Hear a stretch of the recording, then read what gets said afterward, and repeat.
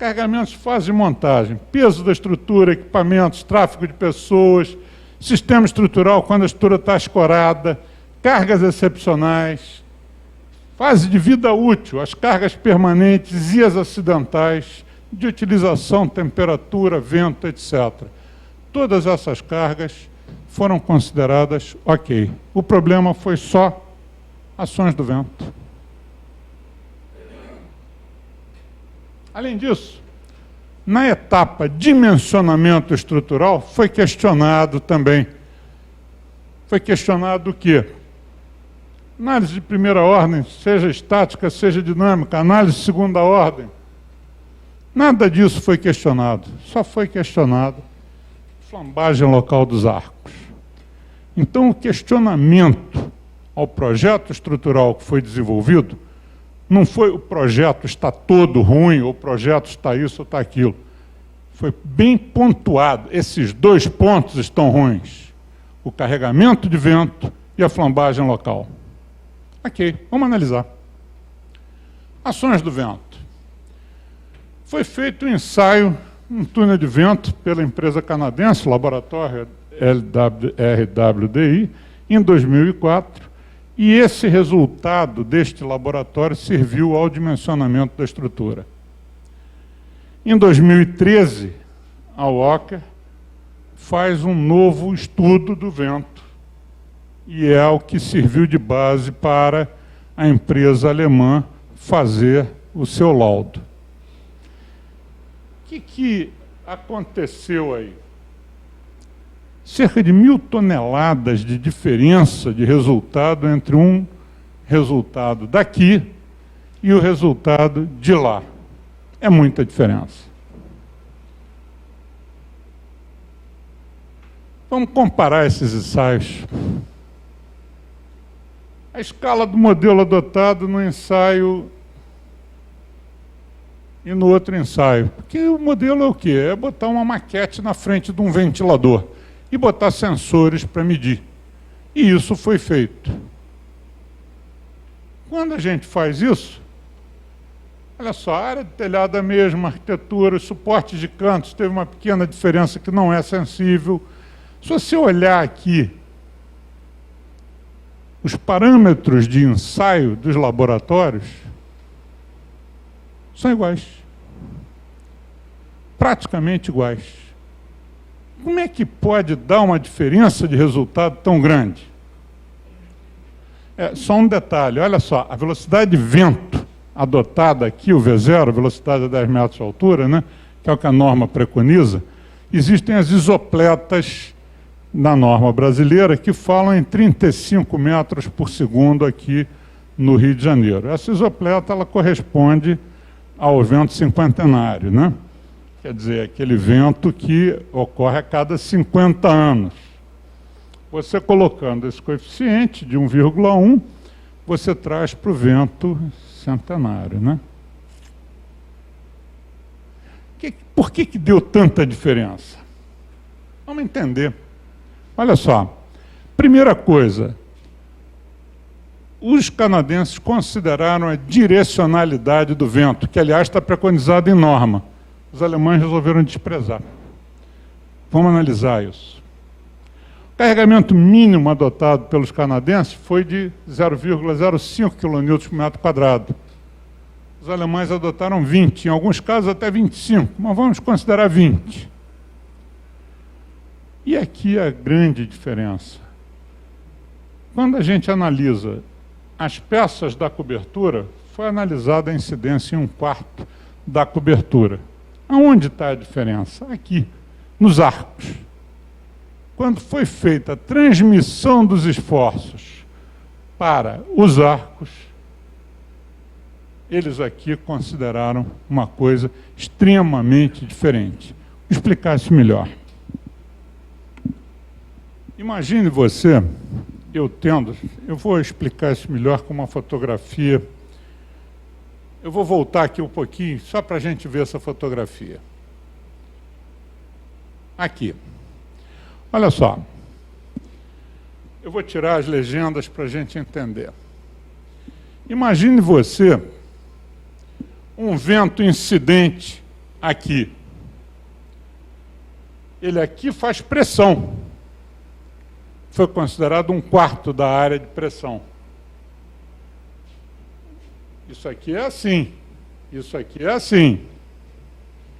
Este vento aqui provoca sucção. Então, se você disser, o vento pode bater em qualquer direção, como a gente viu na tabelinha, foram 36 setores de 10 graus foram considerados, e considerada a carga em 1/4 da cobertura, você tem carga aqui de pressão, mas ali está dando sucção. Tem sentido eu fazer com que esta carga, que tem pressão, sobrecarregue o arco aqui? Todo sentido. Mas eu não posso considerar que esta carga atue aqui no arco. O que o canadense fez? Ele considerou o seguinte: 1/4 da cobertura recebendo a carga de pressão e aqui carregamento mínimo.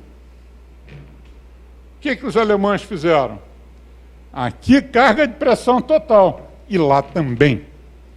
Como é que isso pode acontecer? Só se eu tiver vento nas duas direções simultaneamente. Mas isso é um vento centenário. Como é que a gente faz isso? Eu só vejo uma maneira. Coloca o vento, estoca ele, 100 anos depois desestoca quando vier o vento na outra direção. Se não conseguir estocar o vento, como é que faz? Então, não é? Então não tem como o carregamento de vento ser adotado dessa forma. Quer dizer, vento para cá e vento para lá, simultaneamente, centenário. Aí não há estrutura que passe. E essa foi a consideração adotada para cargas, e a gente vai analisar isso um pouco melhor. Vou voltar lá para onde eu estava, que era o slide 24.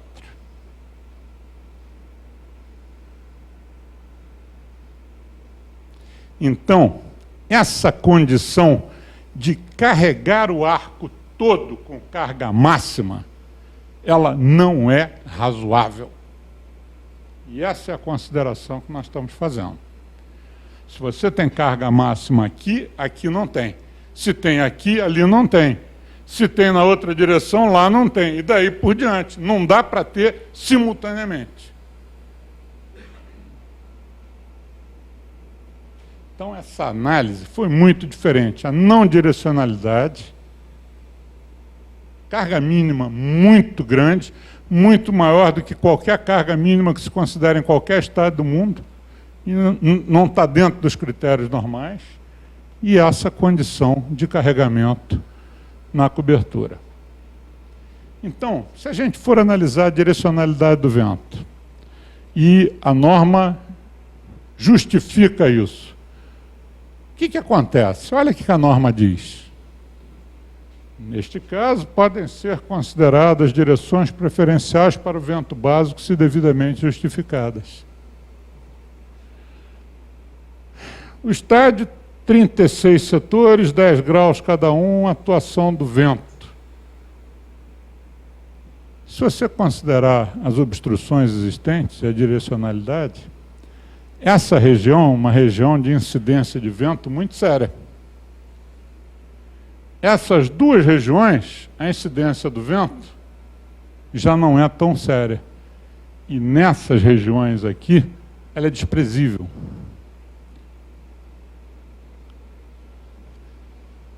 Então, a consideração da direcionalidade faz diferença, sim. O que é a direcionalidade? Aí o estádio. Olha só, isso daqui é uma inserção gráfica. É o estádio colocado na topografia. Dá para ver que tem barreira topográfica? Isso é fotografia. Dá para ver que tem diferença? Se a gente for analisar os resultados, esses são centenas de resultados para situações de vento. O que acontece? Olha só. Primeiro, todo mundo já passou pela linha amarela, sabe que tem um túnel grande ali, né? A não direcionalidade condiciona que demolir aquela cordilheira inteira antes do estádio e bater o vento. Isso é que é não considerar direcionalidade. Se você tem um vento de pequena monta, ele passa. Mas se você bota um obstáculo, ele segura o vento pesado. E o vento residual que atua sobre o estádio naquela direção não é um vento importante. É um ventinho. Então, isso é uma coisa importante de ser observada. Adicionalmente,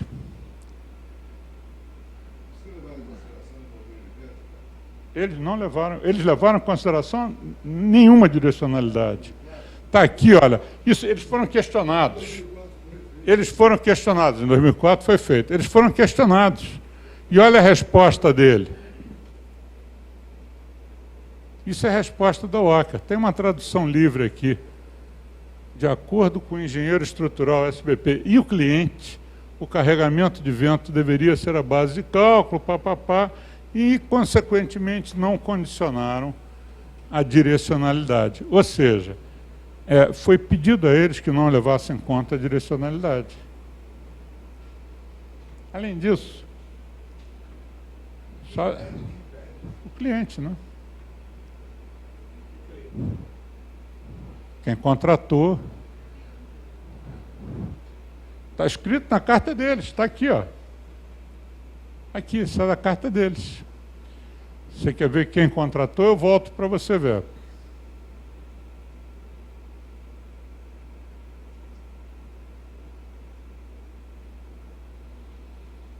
Mais um pouquinho antes aqui. O que motivou a prefeitura aqui. Antes, motivação da prefeitura e o embasamento da prefeitura para fazer isso. E aí, nesse instante, eles recebem uma informação de que não leva em consideração a isso? Não sei se nesse instante isso aqui já era resultado deles, né? A encomenda, quando foi feita, foi para eles não fazerem com isso. Seguiu o bonde.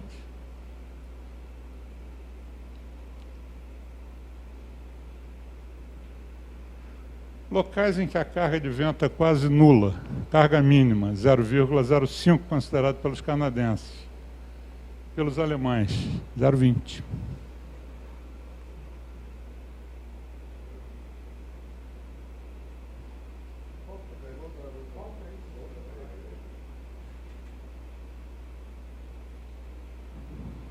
É uma diferença de carga mínima, né? Quando dá sucção, você considera aquela ou essa. Olha a diferença que dá. 4 vezes mais carga, né?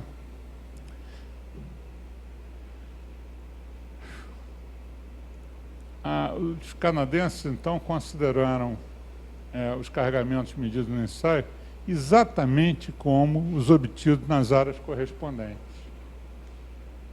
Olha o que o Walker diz em relação a essa questão do carregamento. Está aí na carta que eles também foram questionados. Está aí a tradução. Explicação. Antes dos testes, o comportamento estrutural do telhado foi discutido tanto com o cliente como com o engenheiro estrutural. Cálculos do engenheiro claramente mostram que a tributação para a resposta estrutural suposta entre 1/3 e 1/4 da superfície.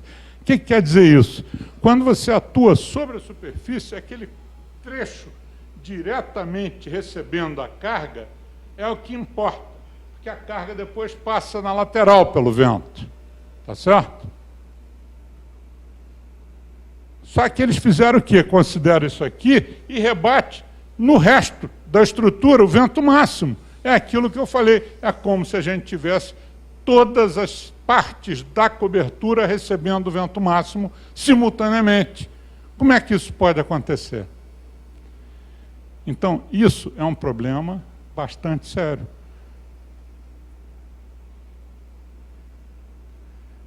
Ela usa carga de pico em toda a superfície do telhado simultaneamente. Então, não há estrutura que aguente. Eu faço qualquer estrutura ficar inviável. É só ir aumentando a carga. Ah, está passando, aumenta. Está passando, aumenta. Está passando, aumenta. Um momento ela vai não passar. Eu posso fazer a modelagem que eu quiser, usar o programa mais sofisticado que eu quiser. Se eu for aumentando a carga, vai chegar na plastificação, vai ruindo. Não tem jeito. Qualquer estrutura eu consigo derrubar teoricamente. Qualquer. Pode trazer a estrutura que quiser. É só aumentando a carga. Então, a conclusão é o seguinte: os modelos são muito similares. O vento é muito similar. O critério de análise do resultado é que não é similar e que faz toda a diferença.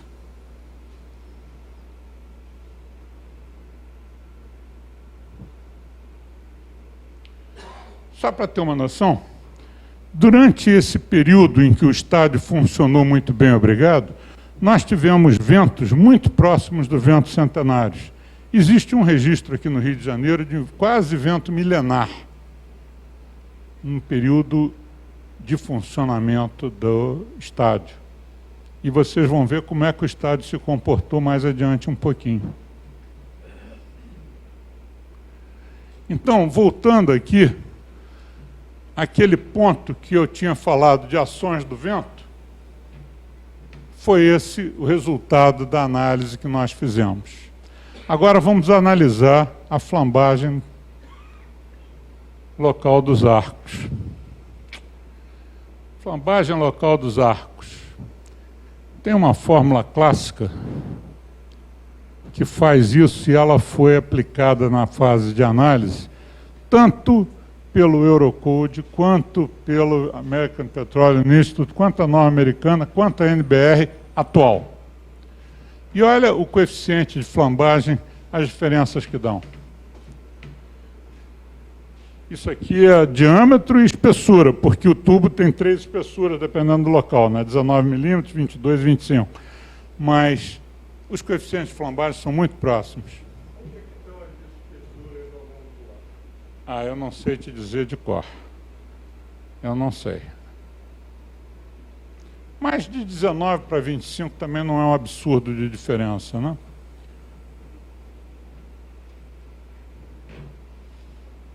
Mas, em função desses coeficientes, não tem como dizer que o dimensionamento está furado. Volta? Não ouvi. Esse aí? Está aí. Claro, pode analisar.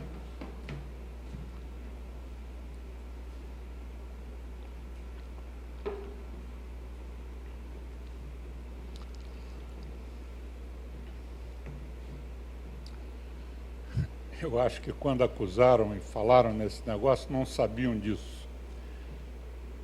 Em 2006, foi apresentado num simpósio internacional de estruturas tubulares no Canadá, um trabalho pelo autor do projeto, Flávio D'Alembert, justamente apresentando a flambagem dos arcos do Estádio Olímpico João Avelange. Então ele apresenta um trabalho em 2006, mas em 2005, que ele estava fazendo o projeto, ele não leva em conta. Fez as contas, guardou no bolso para apresentar no trabalho. Então essa alegação é uma brincadeira, tanto comprovada pelos coeficientes, quanto por esse trabalho que foi apresentado lá no Canadá. Então isso, eu particularmente acho que a consideração não pode ser muito séria. Bom, agora vamos para campo. Então, em termos de projeto, os questionamentos que foram feitos, nosso ponto de vista, não tem o menor sentido. Então, vamos analisar. Vou falar sobre os pendurais já. Você me dá um minuto. Uma vez que os projetos estão fechados, a análise do projeto está fechada, a gente vai analisar o funcionamento em campo. Depois eu vou responder as tuas perguntas em detalhe, eu já sei onde você vai chegar, eu já vou te dizer, mas eu não quero atropelar o que eu estou apresentando. Então, sob o ponto de vista teórico de projeto, os 2 pontos abordados como pontos de fragilização do projeto não tem o menor sentido. Vamos ver o comportamento da estrutura, porque lembra da frase? Efeitos já visíveis sobre a estrutura, que é a conclusão da comissão. Se são visíveis, vamos lá ver. Vamos lá ver.